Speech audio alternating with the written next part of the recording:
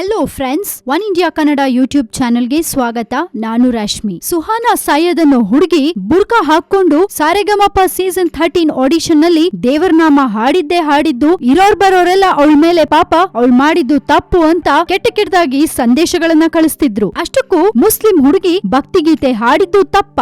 ಈ ವಿವಾದಗಳು ಧಮ್ಕಿಗಳು ಯಾಕೆ? ಖಾಸಗಿ ವಾಹಿನಿಯೊಂದರಲ್ಲಿ ಮುಸ್ಲಿಂ ಯುವತಿ ಹಿಂದೂ ದೇವರ ಭಕ್ತಿಗೀತೆ ಹಾಡಿದ್ದು ಇದೀಗ ಧರ್ಮ ವಿರೋಧಿ ಎಂಬಂತೆ ಬಿಂಬಿತವಾಗಿದೆ. ಆ ಯುವತಿ ವಿರುದ್ಧ ಸಾಮಾಜಿಕ ಜಾಲತಾಣಗಳಲ್ಲಿ ಬೆದರಿಕೆ ಹಾಕ್ತಿರೋದು ವಿವಾದಕ್ಕೆ ಕಾರಣವಾಗಿದೆ. ಸಾಗರ ಮೂಲದ ಸುಹಾನಾ ಎಂಬಾಕೆ ಸಾರೆಗಮಪ ಸೀಸನ್ 13 ಆಡಿಷನ್ ನಲ್ಲಿ ಹಿಂದೂ ದೇವರ ಕೀರ್ತನೆ ಹಾಡುವ ಮೂಲಕ ಎಲ್ಲರ ಮನ ಗೆದ್ದಿದ್ಲು. ಆದ್ರೆ ಇದೀಗ ಸುಹಾನಾ ಬುರ್ಕಾ ತೊಟ್ಟು ದೇವರನಾಮ ಹಾಡಿರೋದಕ್ಕೆ ಟೀಕೆಯ ಸುರಿಮಳೆಯನ್ನೇ ಸುರಿಸುತ್ತಿದ್ದಾರೆ. ಸಾಮಾಜಿಕ ಜಾಲತಾಣಗಳಲ್ಲಿ ಸುಹಾನಾ ವಿರುದ್ಧ ಅದೆಷ್ಟೋ ಬೆದರಿಕೆ ಪೋಸ್ಟ್ಗಳು ಬಂದಿವೆ. ಇನ್ನು ಮಂಗಳೂರು ಮುಸ್ಲಿಮ್ಸ್ ಫೇಸ್ಬುಕ್ ಪುಟದಲ್ಲಿ ಸುಹಾನಾ, ನೀನು ಪುರುಷರ ಎದುರು ಹಾಡಿ ಮುಸ್ಲಿಂ ಸಮುದಾಯಕ್ಕೆ ಕಳಂಕ ತಂದಿದ್ಯಾ, ನೀನು ಸಾಧನೆ ಮಾಡಿದ್ಯಾ ಅಂತ ಭಾವಿಸಬೇಡ. ಕುರಾನ್ ಅನ್ನ 6 ತಿಂಗಳಲ್ಲಿ ಪಠಿಸಲು ಕಲ್ತವರು ಹೆಚ್ಚು ಸಾಧನೆ ಮಾಡಿದ್ದಾರೆ ಅಂತ ಪೋಸ್ಟ್ ಮಾಡಲಾಗಿದೆ. ಇದರ ಮಧ್ಯೆ ಈ ವಿವಾದದ ಬಗ್ಗೆ ಪ್ರತಿಕ್ರಿಯೆ ನೀಡಿರೋ ಸಚಿವ ಯುಟಿ ಖಾದರ್ ಯುವತಿಗೆ ಸಾಮಾಜಿಕ ಜಾಲತಾಣಗಳಲ್ಲಿ ಧಮ್ಕಿ ಹಾಕ್ತಿರೋರ ವಿರುದ್ಧ ಕಠಿಣ ಕ್ರಮ ಕೈಗೊಳ್ಳಬೇಕು ಅಂತ ತಿಳಿಸಿದ್ದಾರೆ. ಇನ್ನು ಯುಟಿ ಖಾದರ್ ಅವರು ಸಾಮಾಜಿಕ ಜಾಲತಾಣಗಳಲ್ಲಿ ಯುವತಿಗೆ ಧಮ್ಕಿ ಹಾಕೋಕೆ ಇವ್ರ್ಯಾರು? ಒಂದು ವೇಳೆ ಏನಾದ್ರೂ ತಪ್ಪಾಗಿದ್ರೆ ಅದಕ್ಕೆ ಧಾರ್ಮಿಕ ಮುಖಂಡರು, ಸಮಾಜದ ಹಿರಿಯರು ಇದ್ದಾರೆ, ಅವ್ರು ನೋಡ್ಕೋತಾರೆ ಅಂತ